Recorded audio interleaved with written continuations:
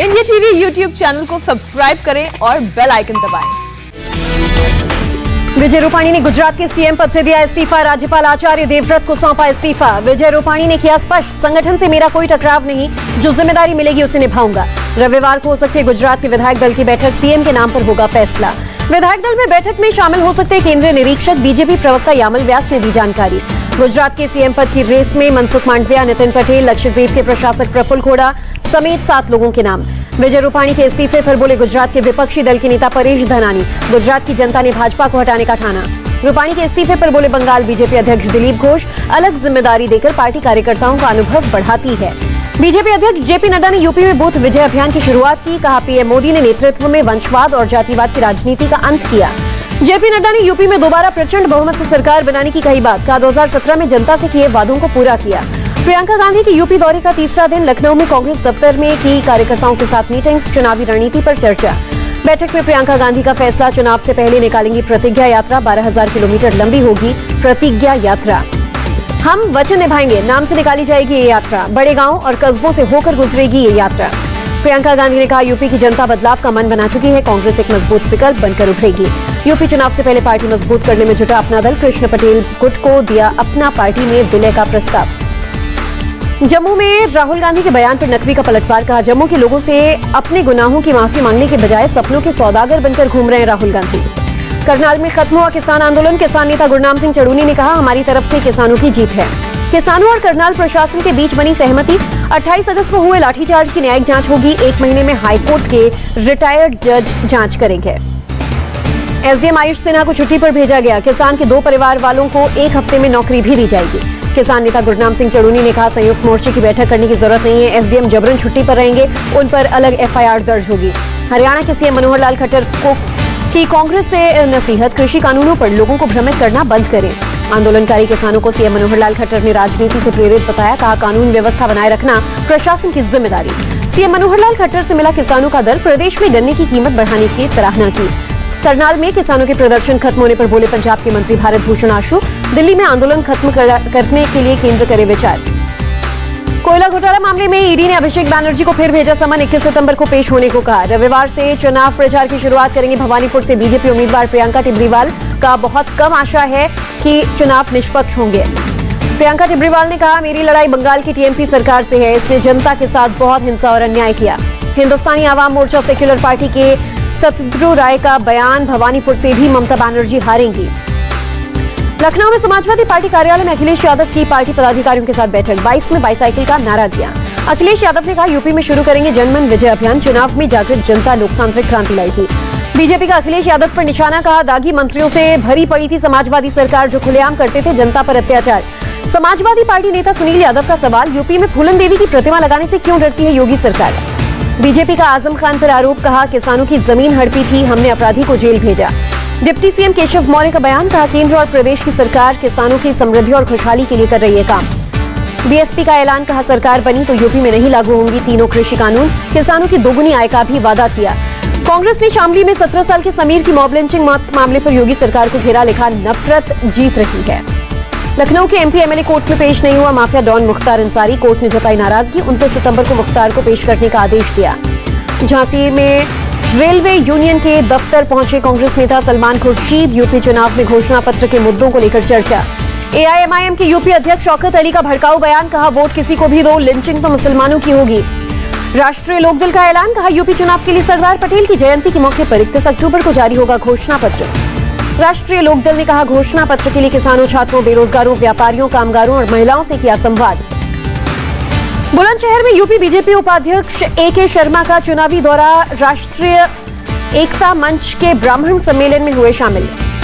अरविंद कुमार शर्मा ने कहा, ब्राह्मणों के सदैव समाज को जोड़ने का काम किया। बीजेपी दफ्तर में कार्यकर्ताओं को भी किया संबोधित। राष्ट्रपति रामनाथ कोविंद ने प्रयागराज में यूपी नेशनल लॉ यूनिवर्सिटी और हाईकोर्ट में एडवोकेट चेंबर की रखी आधारशिला।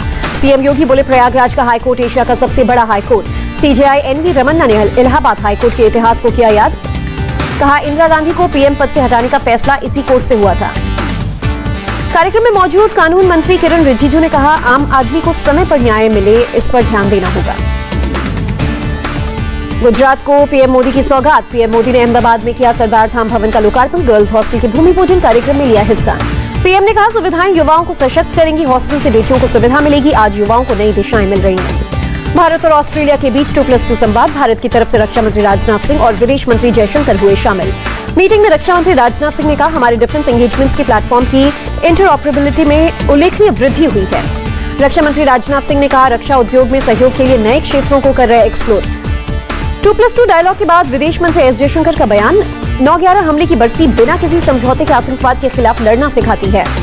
2+2 डायलॉग में अफगानिस्तान के हालात पर भी हुई चर्चा, पड़ोसी क्षेत्रों में विकास को लेकर हुई बात। 2+2 डायलॉग के बाद ऑस्ट्रेलिया के विदेश मंत्री मॉरिस पायने और रक्षा मंत्री पीटर ड्रॉटन ने पीएम मोदी से की मुलाकात। ऑस्ट्रेलिया को विदेश मंत्री मॉरिस पायने का बयान, अफगानिस्तान का भविष्य चिंता का विषय। रविवार को भारत दौरे पर आएंगे अमेरिकी राष्ट्रपति के विशेष दूत जॉन कैरी, जलवायु कार्रवाई और वित्तीय संग्रहण संवाद की करेंगे शुरुआत। विदेश राज्य मंत्री मीनाक्षी लेखी 12 से 17 सितंबर तक पुर्तगाल और स्पेन का करेंगी दौरा, विदेश मंत्रालय ने दी जानकारी।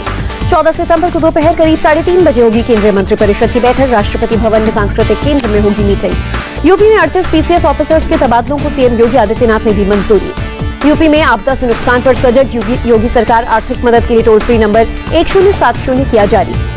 दिल्ली के तिहाड़ जेल में गैंगस्टर अंकित गुर्जर की पीट कर हत्या करने का मामला, हाईकोर्ट के आदेश के सीबीआई ने केस दर्ज कर जांच शुरू की। दिल्ली में सितंबर महीने में 383.4 मिलीमीटर बारिश हुई, 1944 के बाद पहली बार इतनी बारिश, आईएमडी ने दी जानकारी। Rishikesh Badrinath national highway landslide, कई गाड़ियों को पहुंचा नुकसान। जयपुर में नीट और जेईई परीक्षा पास कराने के नाम पर ठगी करने वाले गिरोह का भांडाफोड़, अब तक 3 लोग गिरफ्तार। लुधियाना में प्रदर्शन के दौरान बीजेपी और कांग्रेस कार्यकर्ताओं में झड़प, कई घायल। पश्चिम बंगाल के आसनसोल में दिन दहाड़े बैंक में लूट, 12 किलो सोना और कैश की लूट, सीसीटीवी में कैद वारदात। महाराष्ट्र के अमरावती में एक नाबालिग लड़की ने किया सुसाइड, आरोपी को कोर्ट ने 15 सितंबर तक पुलिस रिमांड पर भेजा। मुंबई के साकिनाका में रेप पीड़ित की इलाज के दौरान मौत, राजवाड़ी अस्पताल में इलाज चल रहा था।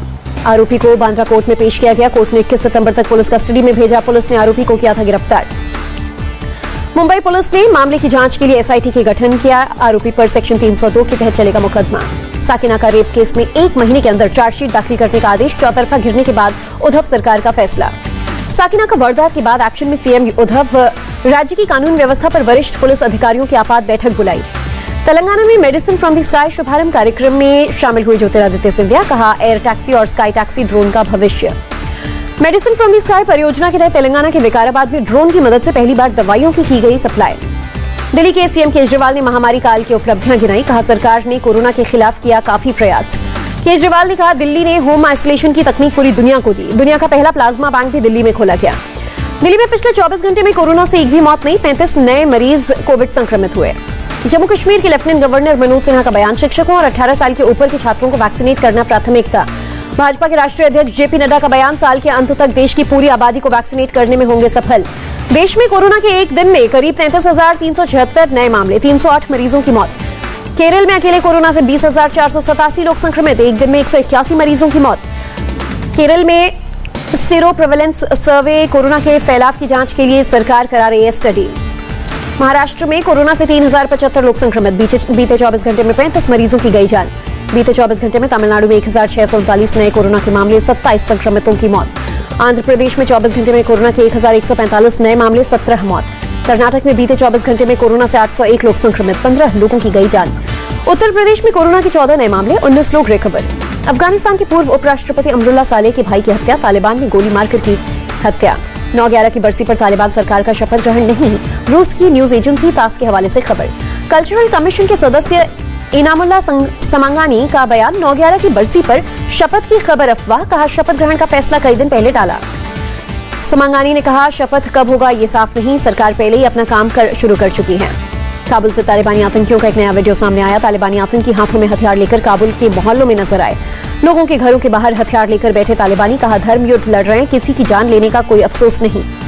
तालिबानियों की क्रूरता का एक और नया वीडियो सामने आया, आतंकियों ने बीच सड़क पर सरेंडर कर चुके रेजिस्टेंस फोर्स के जवान को मारी गोली। पंजशीर से तालिबानी आतंकियों के अत्याचार का एक नया वीडियो सामने आया, घर घर में जाकर कर रहे अत्याचार, वीडियो में महिलाओं की आवाज भी सुनाई दे रही है। अफगानिस्तान के बामियान में रेजिस्टेंस फोर्स के समर्थन में प्रदर्शन, अहमद मसूद की तस्वीर के साथ तालिबान और पाकिस्तान के खिलाफ नारेबाजी। तालिबान शासन पर यूएन चीफ का बयान, इससे अन्य आतंकी संगठनों की हिम्मत बढ़ती है, लेकिन बातचीत होना बेहद जरूरी। चीन के डालियान में फटा गैस सिलेंडर, 8 लोगों की मौत, 5 लोग घायल।